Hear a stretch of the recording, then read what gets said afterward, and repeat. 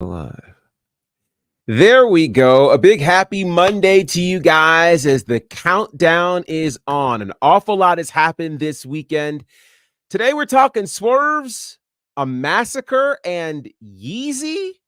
Only here on www. 10, 9, 8, 7, 6, 5, 4, 3, 2, 1.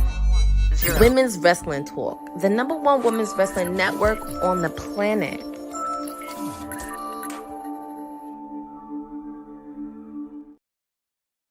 Happy Monday to you, family. Welcome to another edition of WWT Live as part of Women's Wrestling Talk, the #1 women's wrestling network on the planet. Oh, wow. Wow. Hey, I am Gerard. You can call me the Professor, Teflon G, GB, whatever it is you choose to call me. Today's going to be a wild one, folks. There's a lot of very interesting things on the horizon, and this weekend proved to be very, very interesting. Massive announcements. And we're going to talk about how Kanye West ended up inside of a wrestling ring in Tokyo. That is not a joke. It really happened.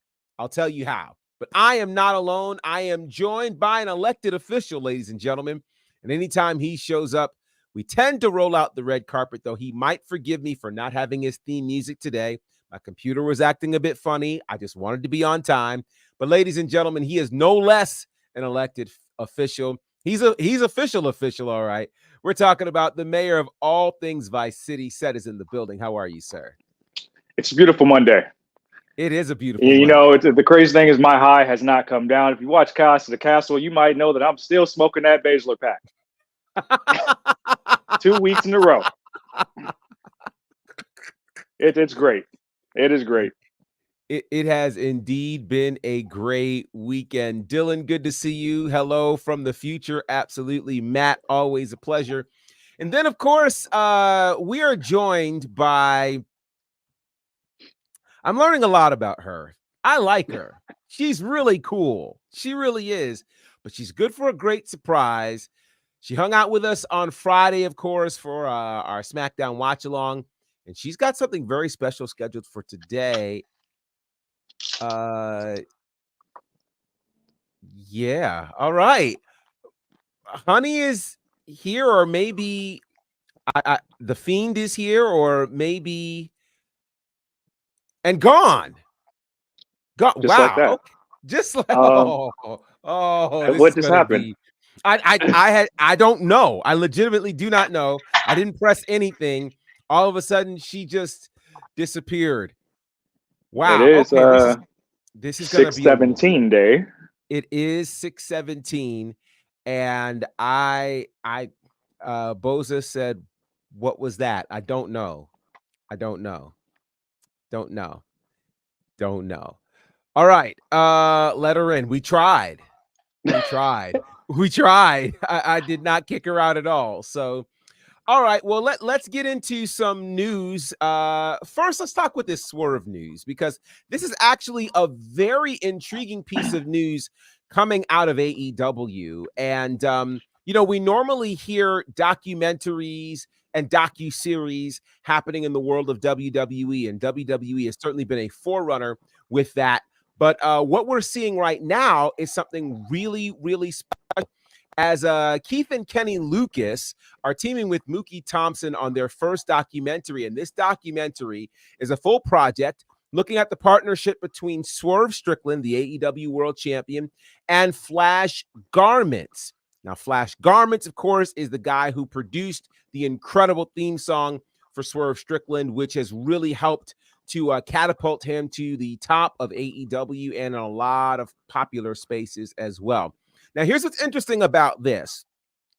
Apparently, Swerve and Flash Garments actually met after they were both released from two very interesting places. Swerve had been released from WWE, but Flash Garments was released from Kanye West's crew, which is interesting given what we're talking about with Kanye West today. So this whole documentary thing is about to happen, and I'm really, really excited to see what will happen with this. They've not announced where it will end up airing. And this package deal of Keith and Kenny Lewis, they were the producers of Judas and the Black Messiah. So this ought to be a really, really cool situation that we'll be seeing with this documentary from Swerve. What are your thoughts on this one, Sed? I think that's pretty interesting. And this is what we talk about when we talk about Swerve and his trajectory in AEW and him having that crossover appeal that we love to talk about. So him getting a doc, I'm guessing it's going to chronicle the times of how they met. So them both kind of getting axed around the same time, how they met and how they have been lockstep ever since, and then had this meteoric rise to him becoming the first AEW champion. So I'm interested to see, I guess, behind the curtain at what that time was like for Swerve. When Hit Row completely got let go. And then you have, I think he started making appearances in Defy and other places for a bit before AEW. But I think he always was the type of guy to bet on himself. So I want to know if this was like a plan of theirs the whole time. Like they just had this idea tucked and they knew it would blow up. Maybe if it's something that was pitched to WWE people in the back that maybe they just overlooked it. I'm curious to know like those little details. If they had this character arc and storyline that they've been wanting to build for a while, and then Tony or Fake CK was the one to say, "Hey, I believe in it. Let's give it time." And here we are. It's interesting because Flash Garment in this story is saying that he was honestly shocked and honored that the Lucas brothers would actually be interested in this kind of documentary fusing pro wrestling and hip hop, which is pretty neat. And then this is an interesting space as well. The Lucas brothers are lifelong fans of both hip hop and wrestling, which is just really wild to hear.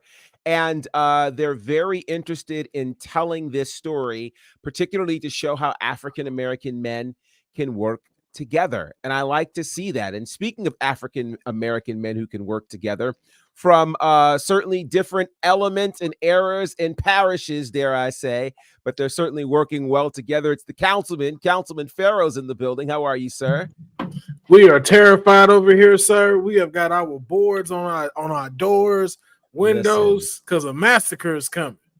Yeah, that's what I hear. And because a massacre is coming, we're going to try this again because we tried this earlier and I'm not sure what we're going to get. I think Honey is here. Let's try. Honey, you are here? Hola, what's up, guys? Happy Monday. I'm sorry, I didn't feel like myself before. I don't know what happened. I thought I was going live and then something came over me. I apologize, but I'm here. Well, welcome. We are glad that you're here. A few people were a little nervous earlier, but yeah. What are your thoughts on this upcoming documentary for Swerve and Flash Garment, courtesy of the Lucas brothers? Dope. I think that's so dope for Swerve. I think that's awesome, amazing, and it's the Lucas brothers and it's a documentary. So this is going to be something that's going to pretty much put him on the map, literally, as if he wasn't already, but this is going to put him on the map in a very, very big way and broaden his horizons into, anything else that he could get, that, that could open doors, but I think this is a great move for him to have as well. What great thing for him to have as well under his belt. Cause when they write a documentary about you, you're a GOAT. It's no shade. And he deserves it. He's had quite a unique story. He absolutely has. And I think what's even more interesting about this is that this is not produced by a wrestling company. So it's always different when an outside entity takes interest in your story and wants to tell the story. Councilman, how important is this as this documentary will not just look at the connection between Swerve and Flash Garments, but the connection that we're seeing on a larger level between hip hop and pro wrestling?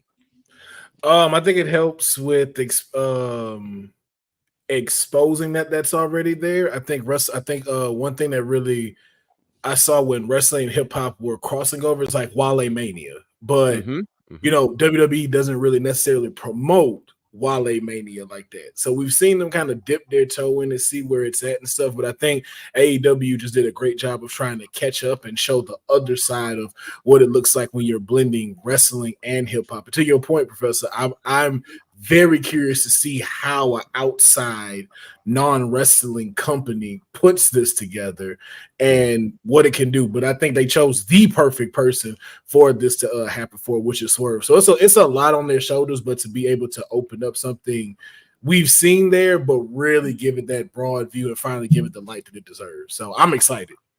Yeah, it's going to be very, very exciting. Special Little Nobodies is here and says The Rock was right. Wrestling is cool again.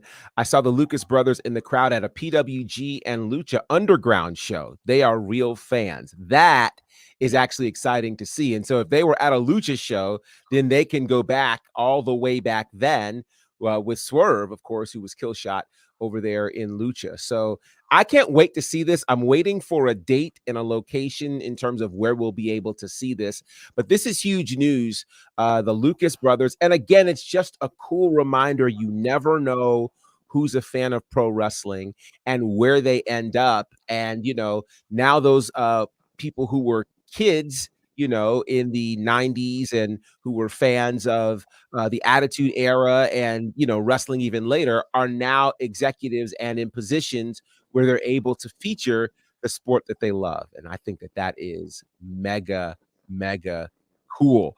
Well, speaking of mega cool, we talked about a lot of things that were slated to happen over the weekend. And one of them was a massive announcement coming from Pro Wrestling Noah and the WWE, which we knew, okay, these two entities announcing something together is crazy.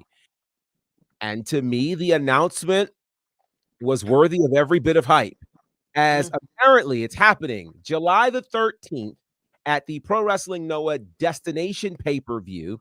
It will be AJ Styles from the WWE taking on Naomichi Marufuji. And Marufuji, for those who don't know, you could argue is the AJ Styles of Japan.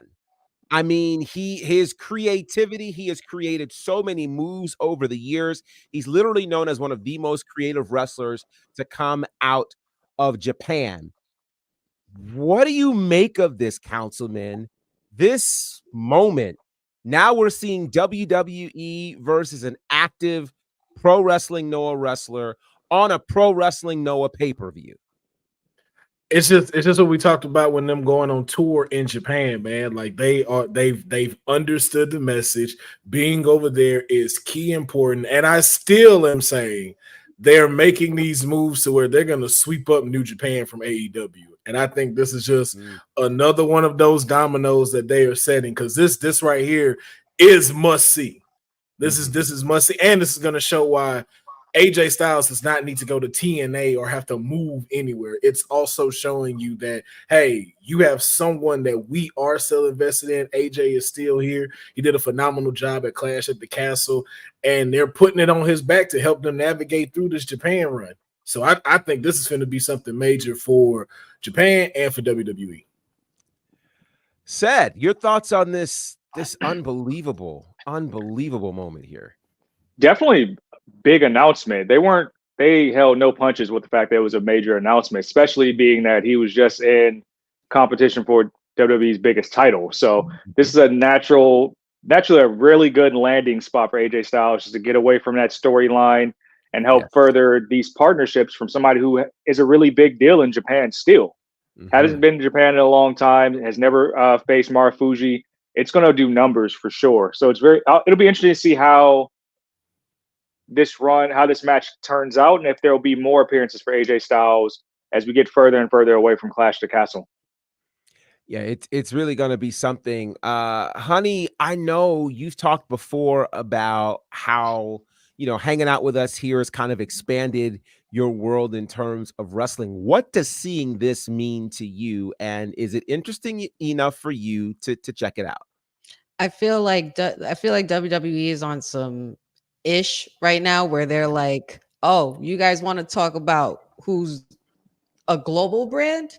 hold our beer. You know what I'm saying? They've been on a massive change up with this whole new regime and everything like that, and the new, you know, still ushering in a new era because there's just news upon news upon news of different collaborations with WWE and all these companies. But it really means a lot because it's like, just when you think there's one world of wrestling, there's a whole bunch of other multiverses. It's like wrestling is its own Marvel multiverse, or, you know, DC, Marvel, you know, whatever it is that you know, whichever team you're on, doesn't matter. But constant stories and constant storytelling in the ring, and you know, it just creates it definitely creates a lot of interest in me to keep up with this, because I think this is probably a great segue, as you guys said, in the story of AJ Styles. Just when we thought that his journey was going to be over and he was giving a whole fake retirement speech, it's like AJ Styles is like, okay, hold my beer, I'm not done.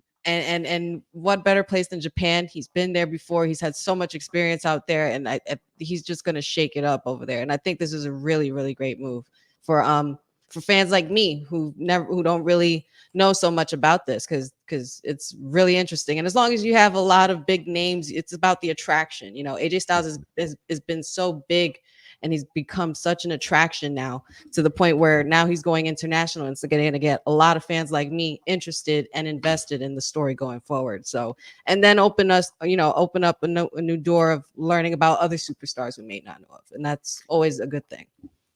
Absolutely. AJ Give Styles. Shinsuke his win back on Japan soil. That's my only request. That would be something. That would be something. And one of the comments here from T, who I'm assuming is from All Caribbean, just because I love the handle there, says, "Thank you, Nakamura." And I'm here for that.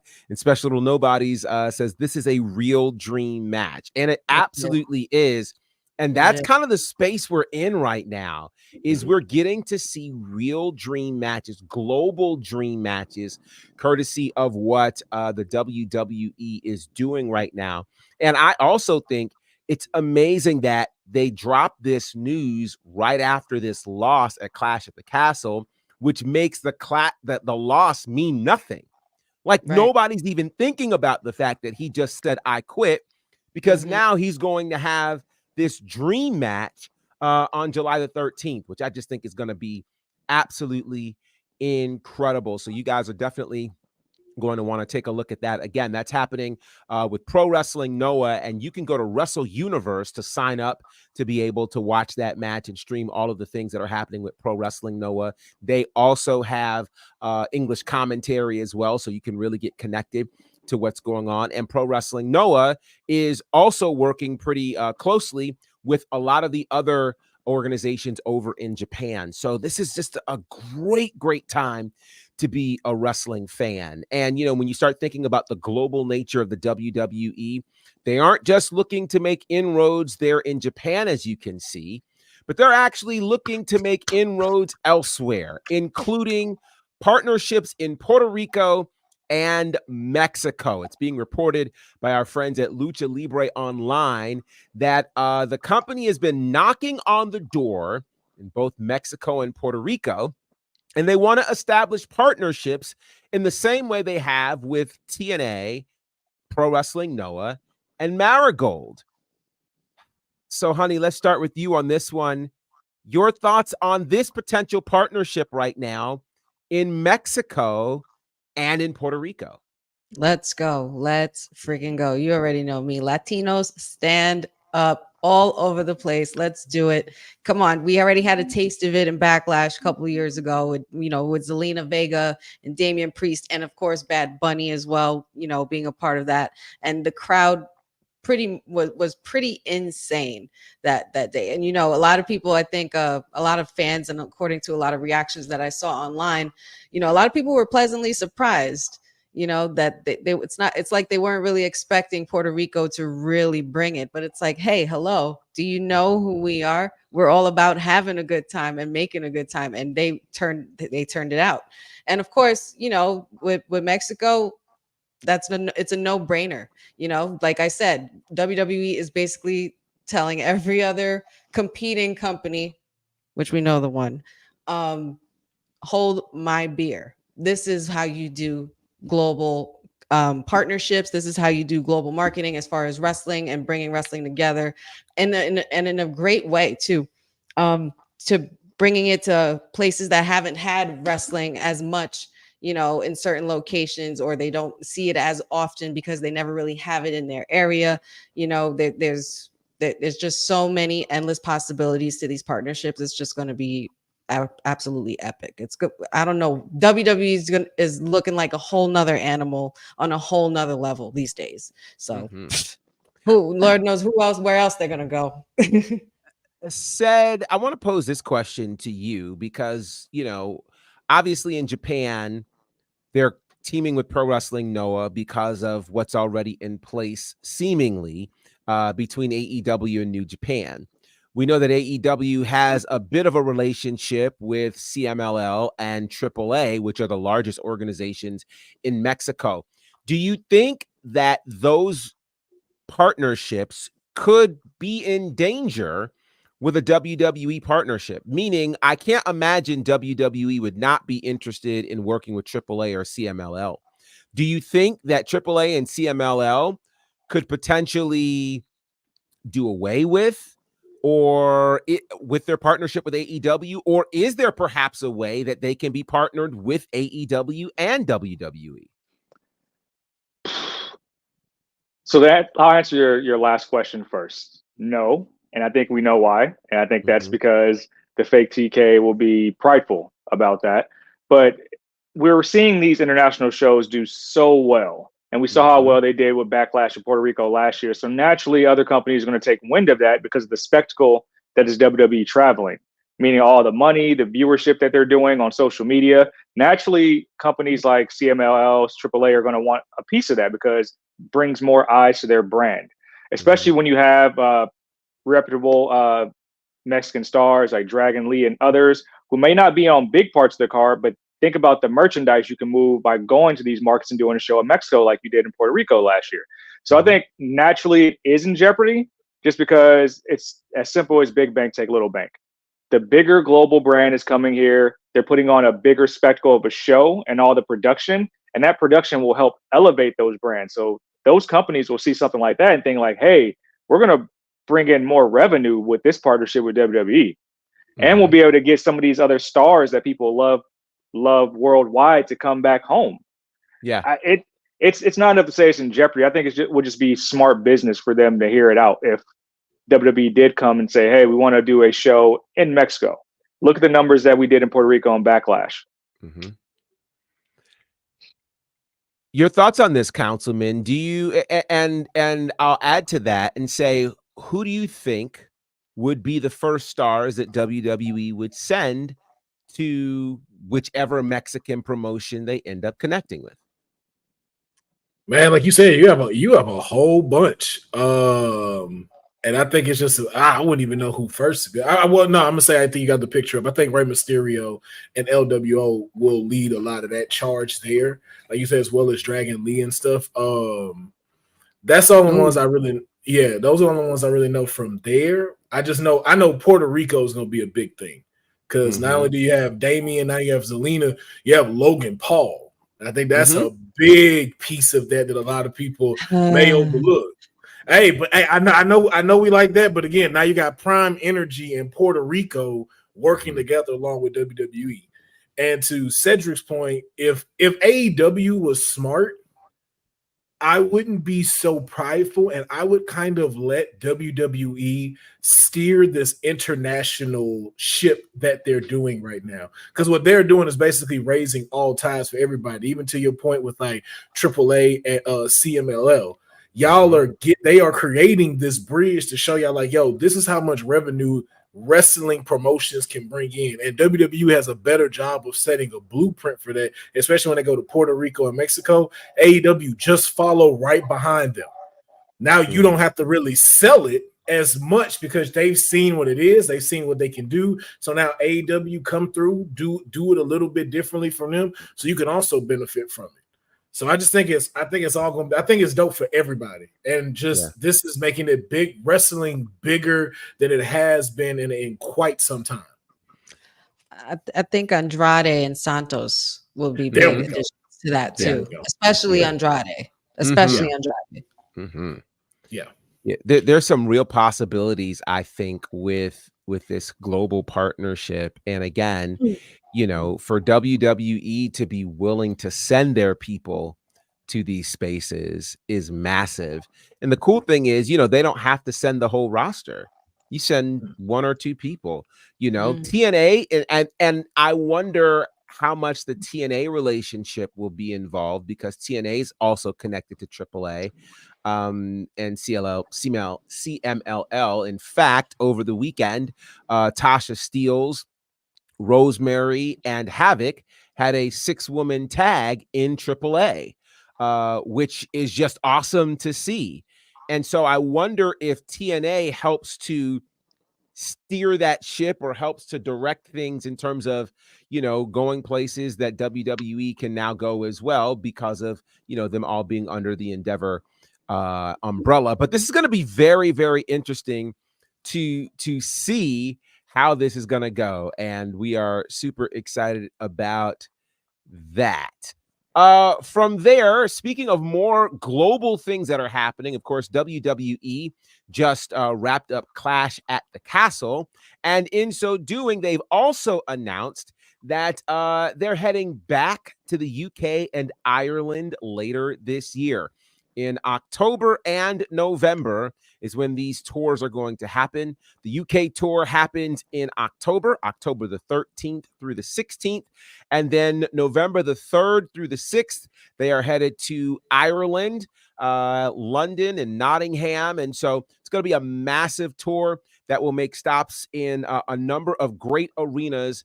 And for the first time, they'll be at the Co-op Live in Manchester in October. So again, it's just wild to see how the WWE are literally making these global moves, and they're really building off of this great momentum. So shout out to them and all that they are doing. Now, speaking about what happened over the weekend, there was obviously a full show that happened, a post show for Clash at the Castle, headed up by our councilman. So definitely go back and check that out for the full breakdown of that.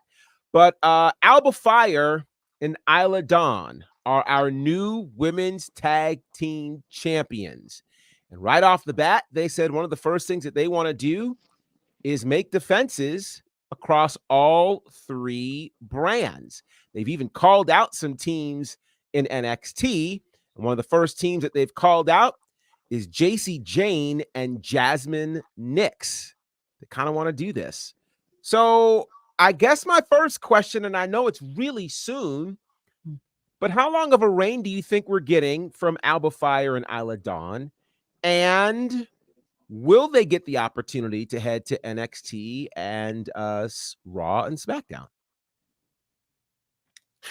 Yeah, I think so. Something I said on the post show was this has kind of reset the women's tag team division, and now you actually have a legitimate roster of women tag teams now that are here. And if we really think about it, at the time where they were trying to develop this, Isla Dawn and Alba Fire were those top spots. And I still say I think that they got completely screwed from Shayna and Ronda when they unified them and then had them really disappear. They were probably one of the best tag teams in the women's division. And so, you know, as I said, with Bianca and Jade, those are like the superpowers. That's like Hogan and Macho Man. So it's like, yo, like it's gonna really, it wouldn't have been as great to watch them blow through that entire roster. Now you've kind of reset the playing field to where they can give us some dope matches across all these brands, like the women's tag team was intended to be. But now, are they gonna do that though? That is still the iffy question. They've pretty much had us, you know, taking this with a grain of salt with these titles for right now. So it's like they got a lot of ground to make up with these titles, but I think Alba Fire and Isla Dawn can be the ones that bring some legitimacy to the women's tag titles. Seth, let me get your thoughts on this one. Number one, the NXT women's tag team titles were the worst idea ever created, because these titles were always meant to travel to all 3 brands. And we saw how well it was when the best 4 horsewomen made those titles famous in the first place with Bailey. They're meant to travel to all 3 brands. And the reason why you couldn't do that is that you can't really justify Bianca and Jade's star power going down to NXT. Just like you couldn't do it with Shayna and Ronda. You couldn't justify that star power down there with a lot of talent that is still development, because it would be very one-sided. But these being the former and the last NXT Women's Tag Team Champions, it makes sense for them to go back down and get people's feet wet. So your JC Janes, Jasmine Nix, your Jakara and Lash Legends. Probably, to me, the best actual women's tag team on the roster, legitimate tag team, is Casey and Kaden. Now you can throw them back into the mix as well, while continuing to have Shayna and Zoe Stark be a team as well. There's just too much dynamic there that we missed out with having super tag teams like we've been doing the past, I'd say, 3 champions. So this is really helpful for the division and all 3 brands, because now you get another lift. Along with the Women's North American Championship, you can probably have some PLEs and NXT featuring these titles that will give Alba and Isla some face time while elevating the next wave of the women's division that's going to be called up here in the next few years. Honey, you look like you've got something to say. I just had to address something, and I really like Dylan's comment here because he mentions the Iconics as well. Big facts. The Iconics who also had a part in making those women's tag titles relevant. I'll just say that. And they were a great act, but they only have like maybe 1 title defense. Maybe who did they did them dirty.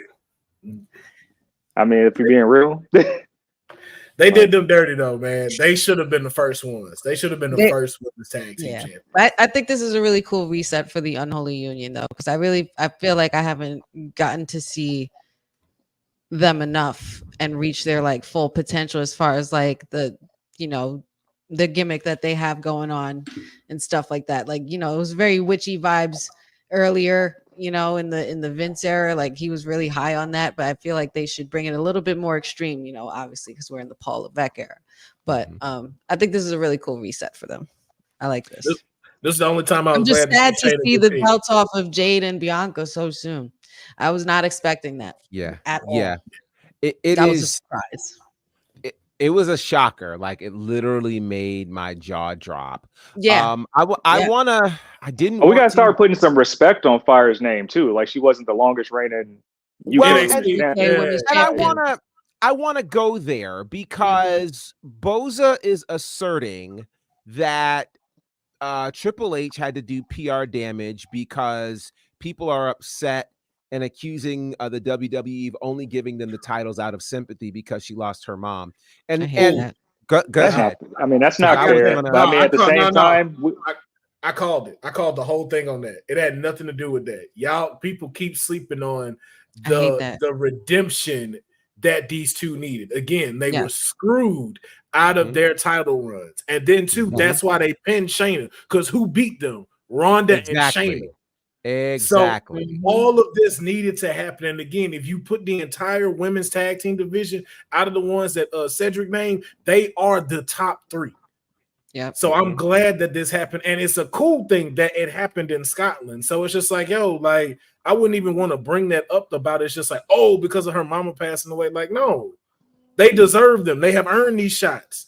They were thrown onto the back burner after putting everything on the line and getting squashed by Ronda and her ego. Right. Hell, they weren't even on TV much after they lost after they unified. It was crazy. Yeah. They had just got called up.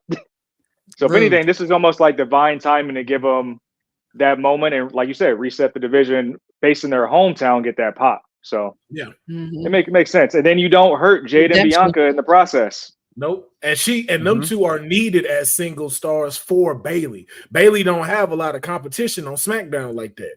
And she ain't already beat 2 of the best ones she got. The only one really left right now is Nia Jax. Well, excuse me, the Tribal Queen, Nia Jax. So you need those 2 individual superstars to be able to be a part of this roster to give Bailey's championship reign a little bit more legitimacy as it goes. I will echo a thought from Dylan who says, y'all see Kaylee Ray in NXT UK. This was not a sympathy thing. And I will just say that I think this is again the dangerous thing about the internet wrestling community is people don't Yeah. use deductive reasoning, don't use logic, and often are devoid of necessary history. When you look at Kaylee Ray, you know, you could argue she was the longest reigning women's champion in WWE of the modern era, period. You know, she at 600 and some odd days that surpassed what Bianca did, it surpassed what Asuka did. She's incredible. And those two as a team in NXT were unstoppable, you Yes. know? So it just reminds me of how, again, people often throw out opinions without any sort of fact connected to it because people would rather believe conspiracy. It's easy. Think about how much sense this makes. You think that as a it's actually kind of insulting. As a consolation prize for someone's mom passing, you think giving them a championship will make them feel better? That that there's no logic in that. And again, clearly coming from people who probably have not lost a parent. There's really nothing that makes you feel better, let alone a nice prize at work. So I but this is also why I allow us to talk about these kinds of comments, because I think it's important that we add proper context and proper perspective in the ethos so that people will really get a better understanding and can be informed. And I think that that's important. Congratulations to Kaylee Ray and, excuse me, Isla Dawn and Alba Fire. Sorry, we were going to go there, but congratulations to them. So one of the things that happened over the weekend was also TNA's Against All Odds pay-per-view. And when we left here Friday, we were wondering who would be the one to answer the open challenge from Jordan Grace. And we found out that it would be from NXT, and it would be Tatum Paxley. I think, Councilman, you actually predicted that one. And Tatum Paxley it was you, Mayor. I'm sorry. Yeah, it was the mayor. It was the mayor. So, my apologies, Mayor. That was me. And so Tatum Paxley shows up, has a fantastic match with Jordan Grace. Like, I honestly think this is probably one of the best matches I've seen from Tatum Paxley. And then we get a big win from Jordan Grace, which kind of leaves us even, basically. Both sides have gotten a win. Both women's champions have successfully defended their women's championship on their own home turf. Let's talk a bit about the appearance of Tatum Paxley in TNA, marking the first NXT contracted star to appear on a TNA PLE. Honey, what did you think about this one? You break my door, I'm breaking your door. Let's break it. Let's break all the doors. Let's just transition from one move to the next. And obviously it made sense because there was a little hint of it, in NXT, her showing up and all the women showing up around Jordan Grace and her having an eye on the title and everything like that, saying it was important to her. But Tatum was like, it's important to me too. And I was like, oh, okay, so this isn't over. Tatum's just developing a new obsession, and her obsession obviously is gold somewhere, and it doesn't look like it matters where. I thought it was really interesting to see. I thought it was really cool, and it's a great way to continue the story. Keep it going. Absolutely. Said your thoughts on Tatum answering the challenge. I like it because it helps continue elevating the character of Tatum Paxley. Having this kind of obsession with things that are out of her reach, because she's a damn good worker. Very much improved from the start of the NXT 2.0 days. So her getting some shine in NXT recently, but she's kind of like trying to break through that glass ceiling. This is another platform for her to get other fans knowing Tatum Paxley. I think, if anything, her next step should probably be Kalani Jordan, and just continue this obsession angle where she's just trying to get gold, and you'll get good programs out of her. Then more people will know Tatum Paxley as a household name. I think I saw Jordan Grace on Twitter kicking the tires on the idea of teaming with Ivy Nile and going for tag team gold. So that could be another thing that could be really cool as this partnership continues to grow. Councilman, that leads me to, well, I've got two interesting questions, but I'll start with this one, piggybacking off of what mentioned, if we get Jordan Grace and Ivy Nile teaming up, now we've got an interpromotional tag team. Do you potentially see, well, instead of do you potentially see, who else could you potentially see as a great interpromotional tag team between TNA and NXT potentially, or WWE? Man, we talked about this on the post show, man, and I think this would just give her a lot of stock. Zoe Stark and Shayna Baszler. I think Shayna Baszler would do so well in TNA right now.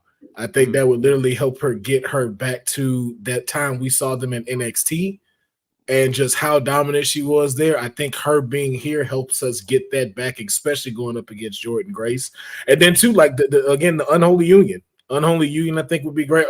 What's their name, Samurai? You just named them. Havoc and Rosemary. Oh, no, them two. But what is it? She used to date Ricochet, the one that was on American Ninja. Casey and Kaden. Casey. Sorry, Katana Carter Chance. and Katana Chance and Kaden Carter.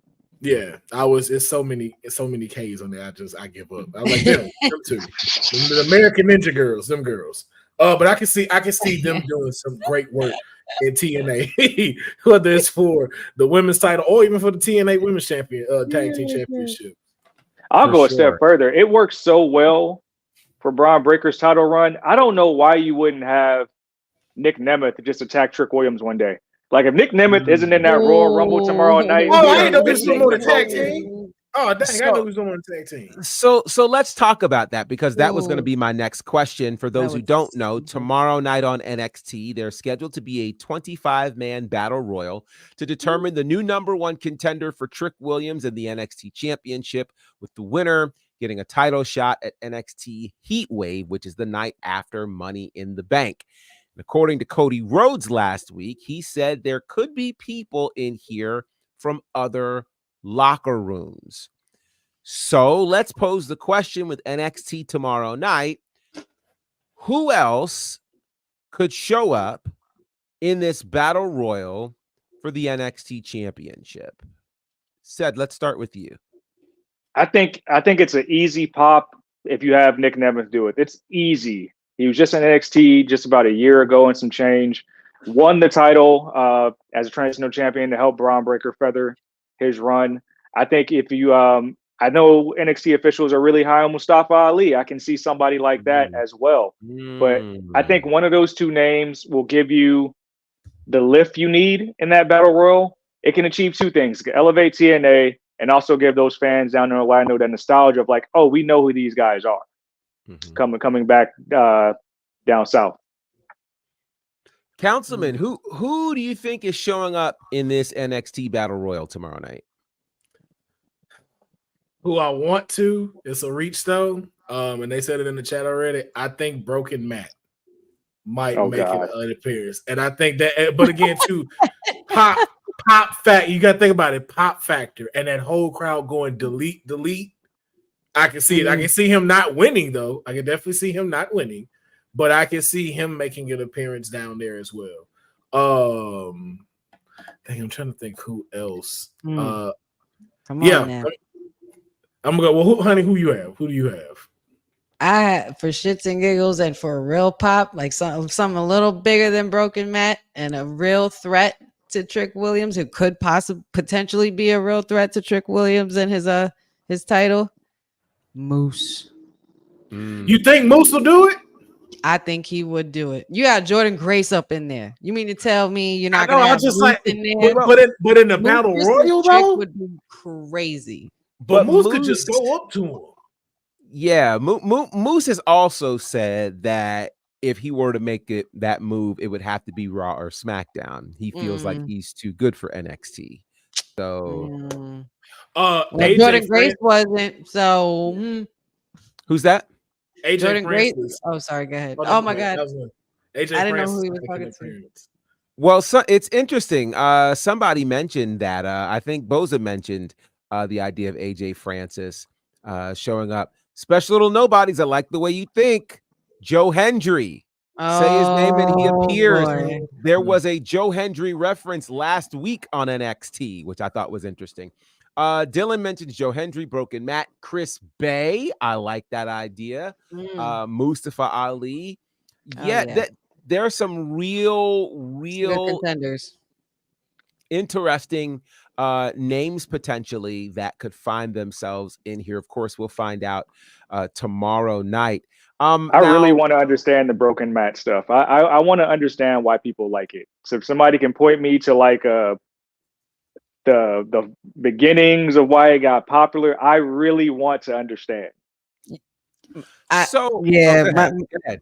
was gonna say my little brother put me on to this version of the Hardy Boys after they left WWE, and they kept showing me these ridiculous videos and these vignettes in their yard and with their son, King Maxwell and all this, and Matt Hardy playing on the piano and things like that. They were cheesy, and I remember thinking to myself, I'm like, what is this crap? Like, what do you do? Like, what are they doing? But then there was more that you had to watch, like you had to stay consistent with it. My little brothers were heavy on the Broken Matt and Brother Nero stuff. When they put my dad onto it, and then it just became a thing in our house. And then when they showed up with that version, and everybody's deleting all around the house, and like it just became a thing. But it's actually really interesting.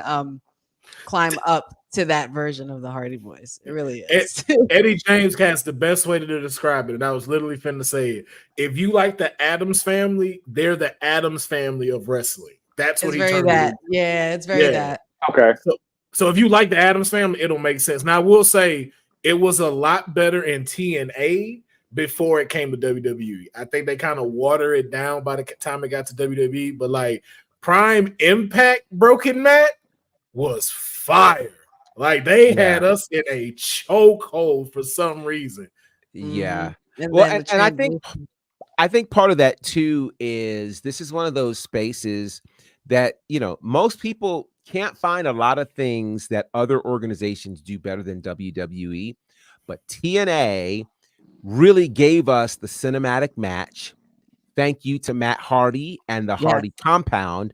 Yes. And I think what the Broken Matt Hardy situation did in a very important time, because you got to think, we're talking 2015, 2016, wrestling was in a marginal place, but did not have these levels of creativity. We had Lucha, which was fantastic. It was shot differently, but Lucha what we never got from Lucha were those cinematic matches. And what Matt Hardy did was it took, and TNA has done this really well with Matt Hardy, the Undead Realm, all of those things, where there's a moment where it's so outrageous that you have no choice but to believe it. It's done so well. And most of those things were done outside of a wrestling ring. So the wrestling fan couldn't go, oh, that was a crazy move. Or, oh, that was no. You got wrapped up in this new kind of storytelling, which was cinematic storytelling. And honestly, that made way for what we could perhaps see tonight with the return of Uncle Howdy and the like. That doesn't happen without Broken Matt Hardy. We're not getting QR codes and all this other stuff without Broken Matt Hardy. So it's kind of cool to see. I just want to understand. I've tried so hard. I saw Matt Hardy in 2020 teleport at Daly's place, and it pissed me off so bad I had to take a walk. See, that's why you caught it made me so mad. No, you caught it in the end. Yeah, you caught it so late. It also matters where it's done. WWE nor AEW were able to do it right. They all wanted to capitalize on it, but that was a TNA situation that TNA did so incredibly well. And even when you watch whatever they do with characters that are either otherworldly or anything like that, you literally forget you're watching wrestling because they do it so well. There was a prior to this last PLE Friday night, the system made a visit to the Hardy compound Thursday night. I need to find that so you can watch that, said. Okay. It's great. Yes. It's absolutely great. It's classic. It's great. classic. And it takes Yeah. you back to, oh snap, this is why we love this. It's Mhm. just, it's great. And I It's and great. now that I know you saw it in 2020, I'm like, oh yeah, now you Yeah. missed the best part. Yeah. You You got missed to go all the back good. and see the final deletion. Do you know Woo! people? This is the Yo. thing. The final delete, you want to talk about a chokehold? The final deletion could arguably be one of the greatest things TNA did because the wrestling streets couldn't stop talking about it. No. Nah, Could nah. not stop They talking about they it. had us Without in the palm of their hands. without the Hardy compound, we wouldn't even have gotten a great cinematic match with AJ Styles and Undertaker. Nope. We would have gotten Absolutely nothing not.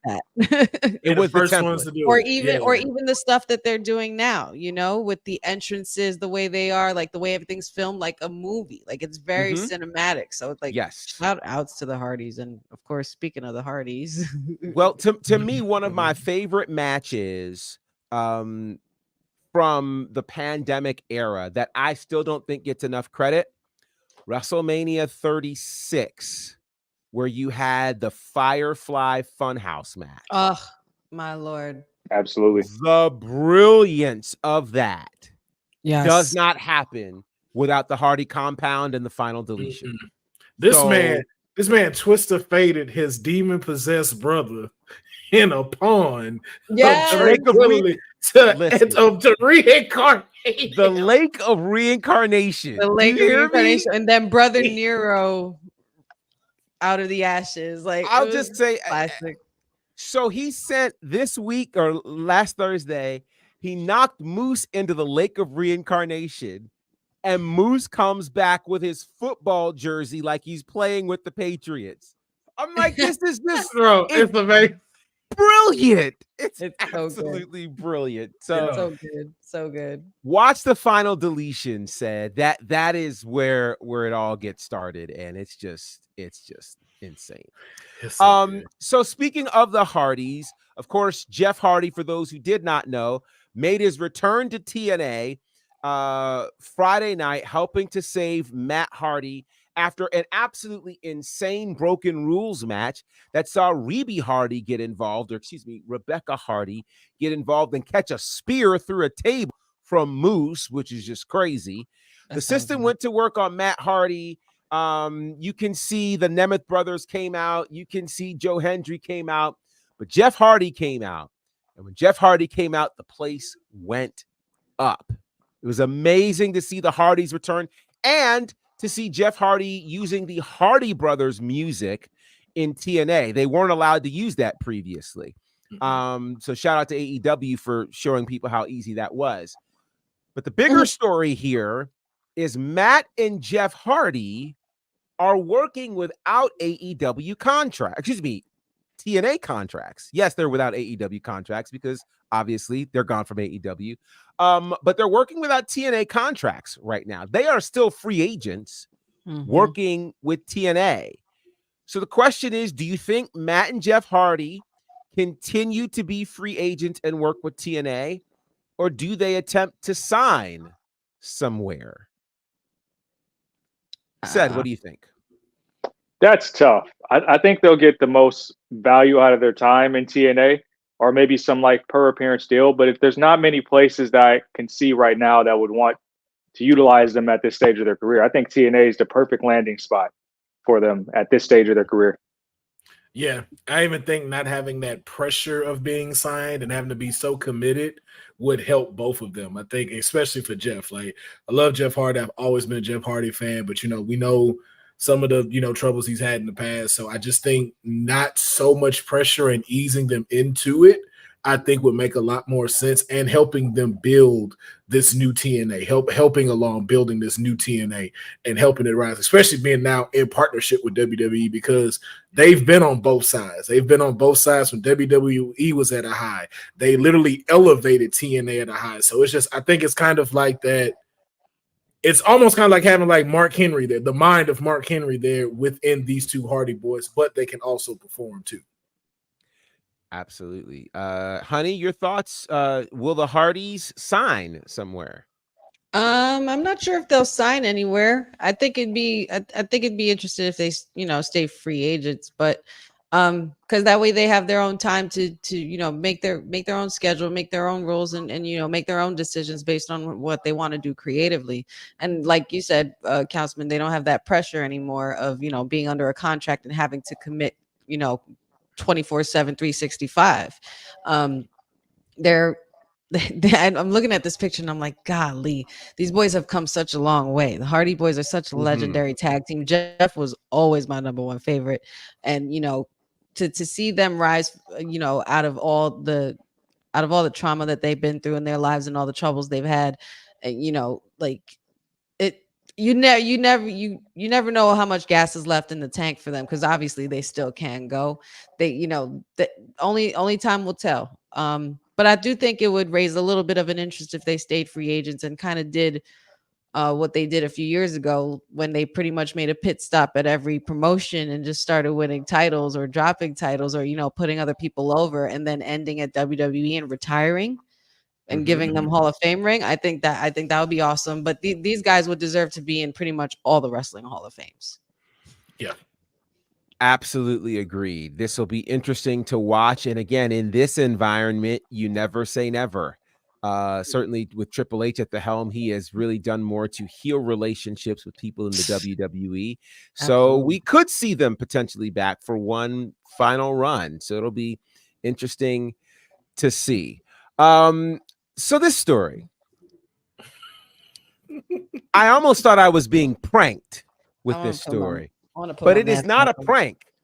Kanye West found himself performing in the middle of a wrestling ring in Tokyo, Japan. Now, we were talking earlier about the connection between hip hop and pro wrestling. And I think of all of the names that we expected to see inside of a wrestling ring, Kanye West was not one of them. But when you hear the circumstances behind this, this makes this even more interesting. So he ends up performing at an event. The event, if you can imagine it, is an event called Wang Mania. It's put together by a fashion designer named Alexander Wang.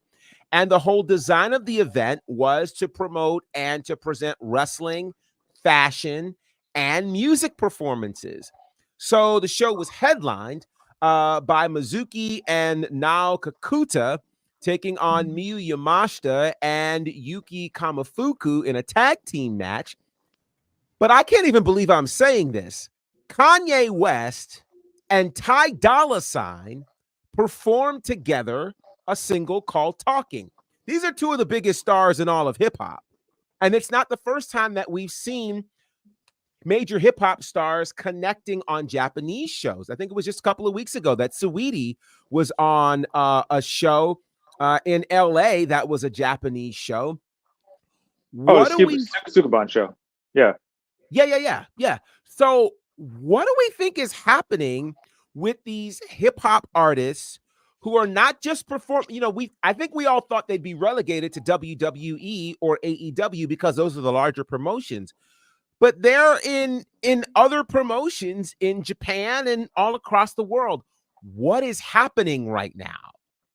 The Rock said it best. Once again, wrestling is cool. And everybody is hopping on the trend in the wave. As soon as you said Alexander Wang is doing it, all of this makes sense. All of this makes sense. They made a fashion show and the theme of it is wrestling.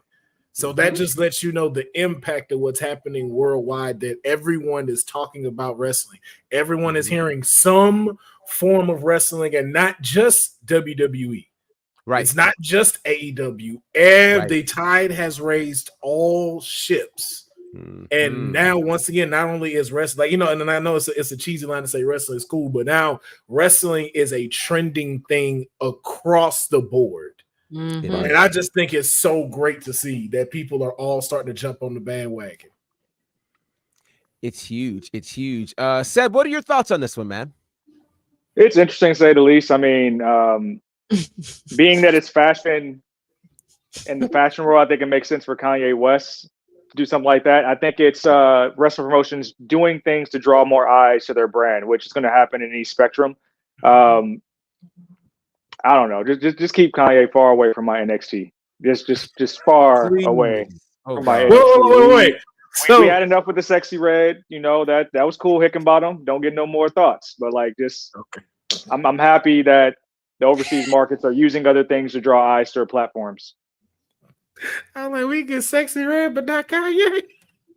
We didn't want that either. It just happened. We had to just accept it. But it worked. It worked. I didn't think it was gonna work, and it actually worked. I was like, It "This did. is so." It did. But Kanye's unhinged at times, so I'd rather Very not. unhinged. You know, like Yeah. I'd rather not. They Yeah, actually let the difference is they actually let Sexy Red be herself. And it was fine and it worked. And she's young and fresh and hip and fun. And she's the thing right now. Kanye, And she's a fan. and she's a fan. We've heard lots of times in lots of songs, lots of references about, you know, Ric Flair and, you know, other wrestling superstars, you know, being involved as in part of the hip hop community. But Kanye, yeah, I would have to agree with the mayor on this one. Kanye, stay the hell away from NXT. Mhm. WWE maybe. Like, you want to come and you know, holler at a WrestleMania real quick and, you know, secure a bag real quick and then leave. By all means. You don't Don't talk. Next Chicago show. Next Chicago show. That I'm fine with that. Do that. Man. Not NXT. With CM Punk, yeah. CM Punk and do, you know, perform a song for CM Punk's entrance or something. I don't know. I don't want to see that. I don't want my yay mixed up with CM Punk ass. No, I don't. That's special to nobody's. If nothing else, we got a hands on the knees from Booker T. That's worth the money right there. We saw Shawn Michaels twerk and hurt his back. We did. We did. Bruh, We did. I don't know. But nah, Well, I know a lot of people got nervous last week, of course, when this time last week we were talking about Ricochet choosing to not re-sign. Well, we do know that it was announced hours before the pay-per-view, the premium live event Clash at the Castle, that Chad Gable is indeed re-signing with WWE. He credits Triple H and his vision for where WWE is and how it has literally done great things for Chad Gable's career.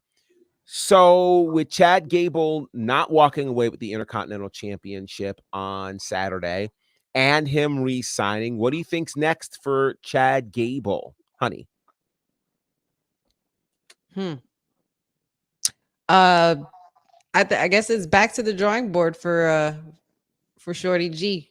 You know, this Alpha Academy situation obviously isn't working for him.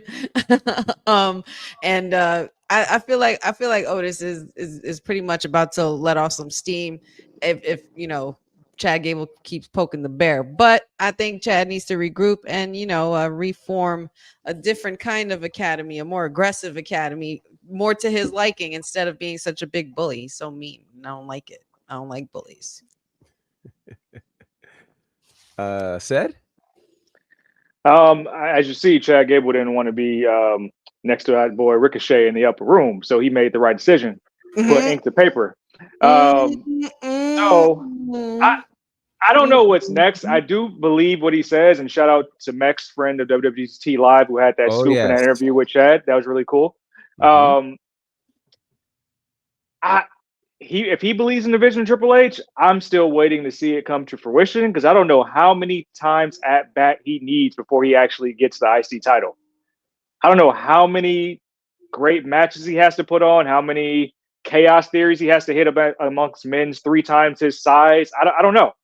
So I think tonight can be the first beginning of maybe a new faction or something. But I think the next time he gets a shot at the title, he has to come away with it. I thought he should have came away with it at Clash. And even furthermore, since they're going to possibly do this separation with Otis, you know, I'm talking myself into Otis being in Money in the Bank again. Stop it. I'm talking myself into it and them doing it the right way this time. Stop it. Last time it was like a Vince McMahon practical joke that they did it, you know, but I'm talking myself into them doing it the right way this time. Oh, so you're saying this is the redemption of Otis's gimmick and character as He far brought as it up. He brought it up last week that he lost his money in the bank. That's the first time and, I've seen him reference it on TV. and his Ced- peach. Cedric, I'm gonna draw you a map to a trash can with that thought process. So, right at the Hey, end, it's a hey, trash can. I we want you to need throw that thought away.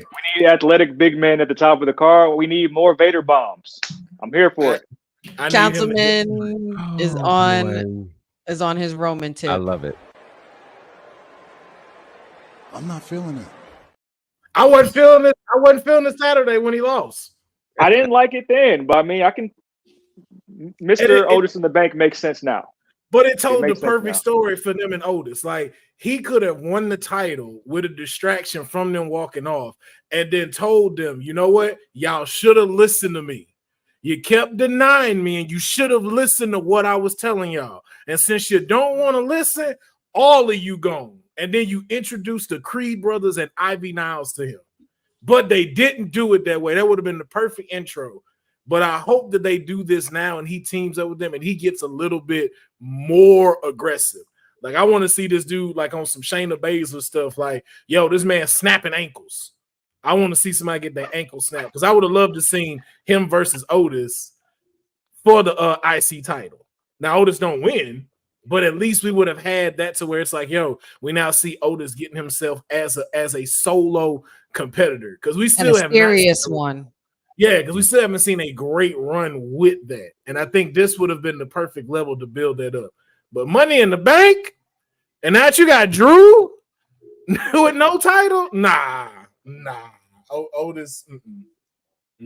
We will get to the Money in the Bank qualifying matches that are coming in just a small. Quiet as kept. Shayna gotta ain't talk- snapped no ankles in a long time. Justice for Shayna, Just dog. saying. Justice for Shayna. boy. Say it. Word. Justice for Shayna. Hashtag. Tell him, Councilman. Well, as we are considering our preparation for Monday Night Raw tonight, all of the talk is about Uncle Howdy. Could he indeed appear tonight? The countdown, which we've been seeing, is slated to end tonight.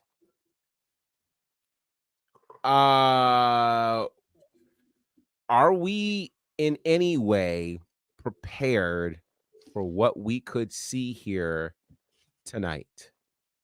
We not. And that's what makes it so great. We not? We've been waiting not for this day our yo, whole lives. I've been waiting are you- months for this. Honey, I'm but ready. are you I got my are gear. you I'm serious? ready. Are you seriously prepared though? Because we don't know what's about to happen. This is like House of the Dragon yesterday at the end. I was not prepared for what happened.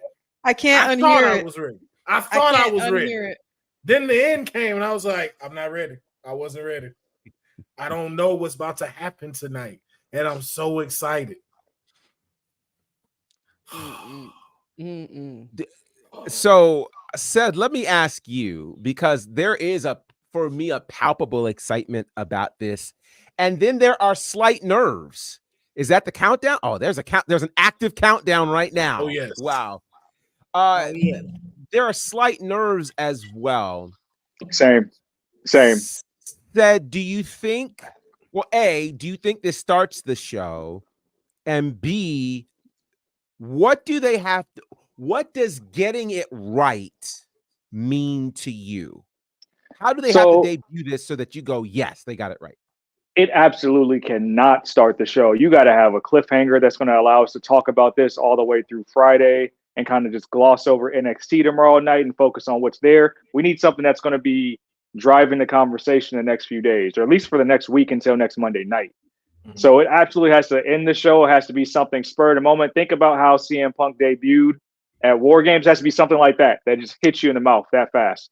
But the trepidation I have around it is like how they're going to do it, because I feel like it's going to be somebody getting attacked, and I can't help but feel like they're going to attack the wrong person in my eyes from a storyline standpoint. Think of all the things we have to follow up on from Clash. We're going to get a pissed off Drew McIntyre, hell bent on just destroying everything in his pathway.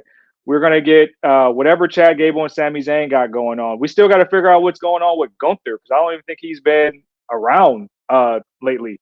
So we have these big storylines here. On top of that, qualifying matches for Money in the Bank. So unless this is just going to be like a complete hostile takeover of everything, all 3 hours, then we got to save this for like the last 10 minutes of the show, so it can be the talking point going into everything.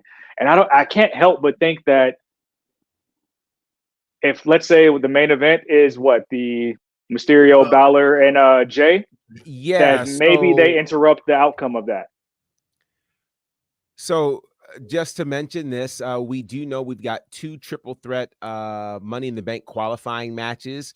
On the men's side, it's Rey Mysterio, Finn Balor, and Jey Uso. On the women's side, it's Io Sky, Kiana James, and Zelina Vega. Justice for Zelina.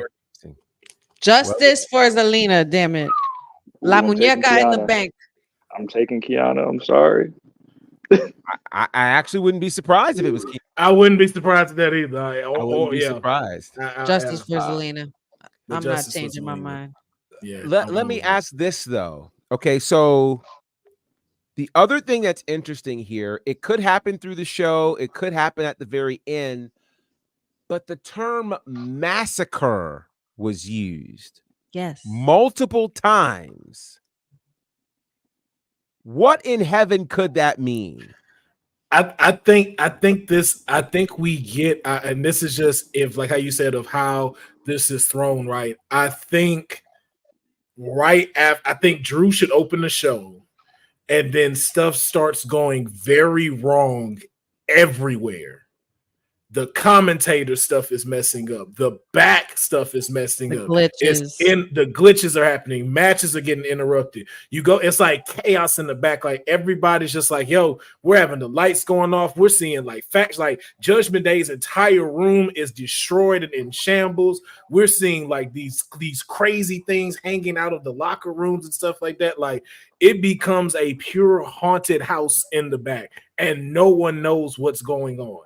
And then, as Cedric said, in the last 10 minutes, you see what it really is. And because again, I don't know who they take out, and if they take out everybody, or who shows up. I mean, it is a massacre after all. And what is a massacre? It's literally a mass killing of multiple individuals.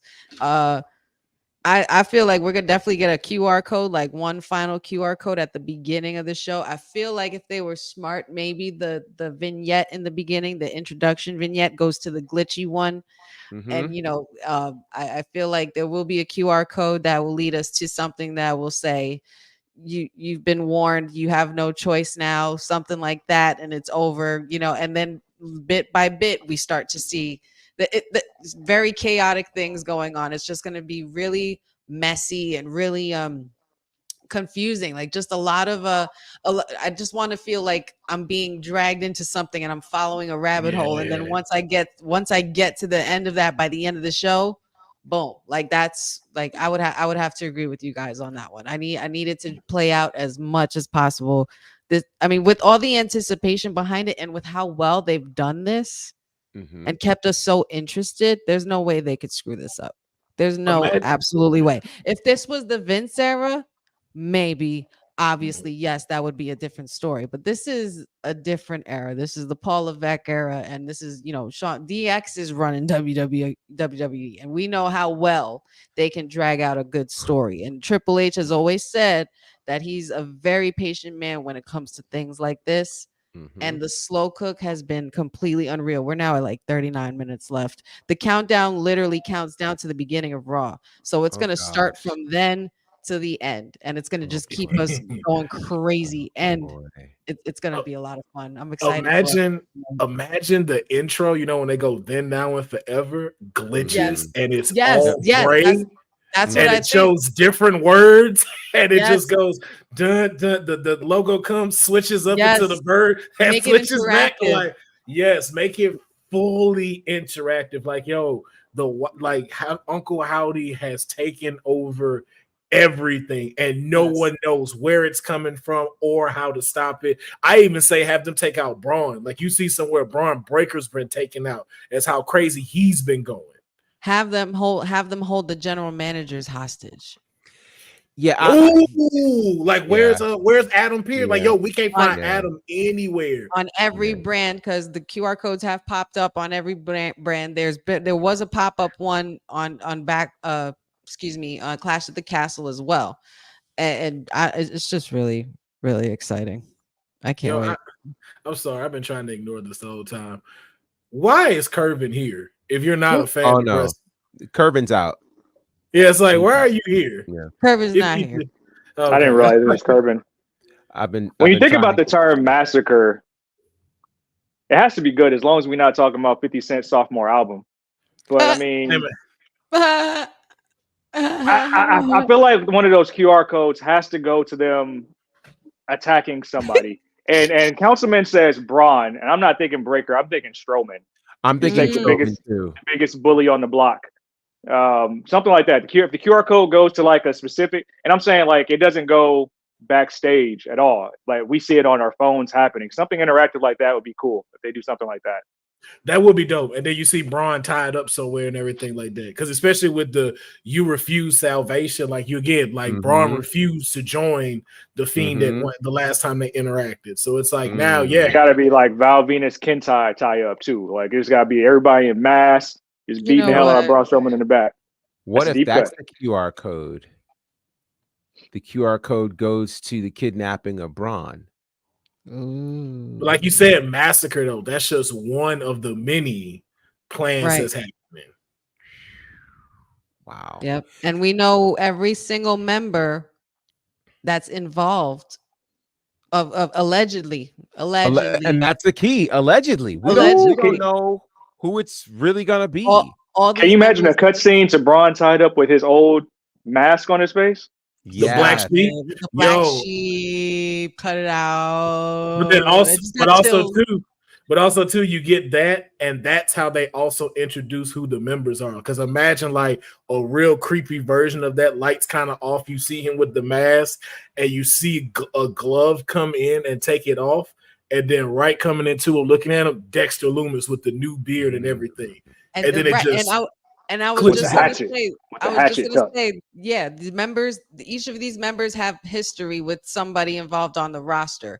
Don't put it past NXT either. You got Ava up in there, and Joe Gacy has history with Ava. You have also Dexter and Candice LeRae and Johnny Gargano and Indy Hartwell when they were part of the Way. And again, that is if those people are in. Like that's their part. That's oh boy. Yeah. Yeah, oh, and then too, we could see the goddess return tonight too. Listen, we could see Alexa Bliss be there. The goddess isn't coming until SummerSlam. I'm telling you. Yeah, you're probably right. Y'all probably right. I've been saying that since March. Ever since they announced SummerSlam in Ohio, I'm like, oh, Miss Bliss is coming back, especially with all this. Well, we don't. Oh, but Nikki though, yeah, Nikki Cross. Yeah, I think Nikki's definitely gonna be something in there. Well, special nobody says I'm still hoping for Killian Dane, who's married to Nikki Cross. Wow, there are all kinds of opportunities that could happen, and we don't have much longer to wait. And the good news is you can hang out with us right here because special nobody's. It's just I said your name. Wrestling with Honey is doing a special Raw watch along. Starting at the top of the hour, so you don't have to go far. Watch how she and everybody else reacts to what should be an absolutely Dylan, be ready, night. Dylan. Be ready. It's gonna go crazy tonight. Yeah. So, all right, guys. Here's how you can reach out to us, Councilman. Yeah, you could just reach out to me for at Justice for Shayna. I know a sea of blue has always been spread, but I want to see that sea of spades tonight on Raw. I want to see a sea of spades. Oh, my screen's messing up. My screen's messing for up. Tuesday, sir. Blues for Tuesday. Tonight we black for the spades, man. So Justice for Shayna all day. That's where you can follow me at. Oh my gosh. Seth, how can the people find you?